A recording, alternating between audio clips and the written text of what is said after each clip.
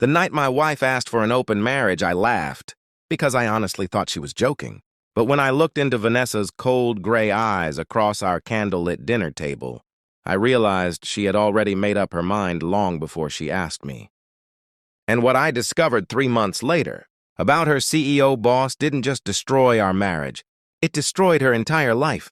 I'm Ethan Cole, 36 years old, owner of a small home renovation business in Chicago. I wasn't rich, but I worked hard. Vanessa and I had been married for 8 years. She was beautiful, ambitious, and worked as a marketing director for a luxury tech company. Somewhere along the way, she stopped looking at me like her husband and started looking at me like I was holding her back. It started slowly. Late-night meetings, weekend business retreats. Suddenly, designer dresses appeared in her closet that I knew our budget couldn't afford. Her phone became glued to her hand like it held state secrets. Then one Friday night, while sipping wine like she was discussing the weather, she dropped the bomb. Maybe we should try an open marriage. I nearly choked on my drink. What? She leaned back casually. People evolve, Ethan. Maybe we're not meant to be tied to one person forever. I stared at her, trying to process what she was saying. Are you already seeing someone? She smiled faintly. Not officially. That one sentence told me everything. Still, I loved her. Like an idiot, I tried to save us. I asked for counseling, date nights, vacations. She rejected every idea. Meanwhile, she became colder every day. Then came Richard Mercer, the CEO of her company.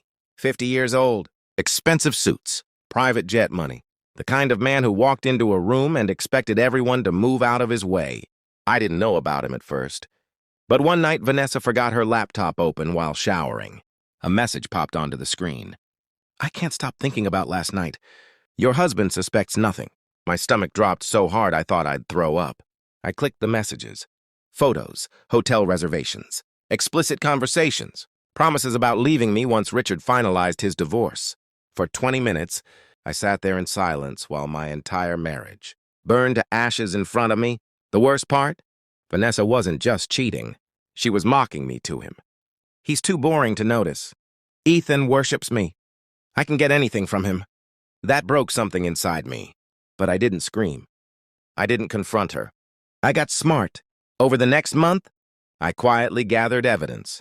Screenshots, financial records, emails from company accounts. I even discovered Richard had been using company money for luxury trips with multiple women, including Vanessa. Then karma arrived before I even needed revenge. Richard's wife found out, and unlike me, she was ruthless.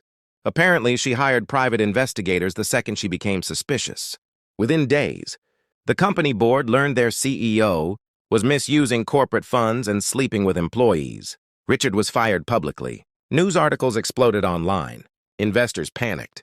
His wife filed for divorce and took nearly everything. And Vanessa? She was terminated the same week. Suddenly, the confident woman who wanted freedom came crawling home in tears. I'll never forget the image of her standing at our front door at 2 a.m., mascara running down her face. Ethan, please. I made a mistake. I looked at her calmly. Go back to Richard. He blocked me, she whispered. Of course he did. The powerful CEO who promised her luxury and passion abandoned her the second his empire collapsed. She grabbed my hands desperately. I was stupid. I was selfish. Please don't throw away 8 years. But the truth was, she already had. I asked her one question. Did you ever love me, or did you just love what I provided? She started crying harder, but never answered. That silence was enough. The next morning, I contacted my lawyer. For weeks, Vanessa begged nonstop. Calls, texts, emails, even letters, left outside my office. Her parents called me asking for forgiveness. Our mutual friends claimed she learned her lesson. But betrayal changes people permanently. The woman I loved died the moment she chose excitement over loyalty. And the craziest part? After the divorce, my life actually improved. My business expanded because I finally focused on myself, instead of fixing a broken marriage. I lost weight, started traveling, met new people. For the first time in years, I felt peace in my own home. Meanwhile, Vanessa's world kept collapsing. Nobody at her old company would recommend her.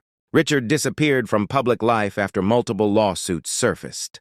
Last I heard, Vanessa moved into a tiny apartment and started working retail just to survive. A year later, she sent me one final message. You were the best thing that ever happened to me, and I destroyed it. I read it once, then deleted it.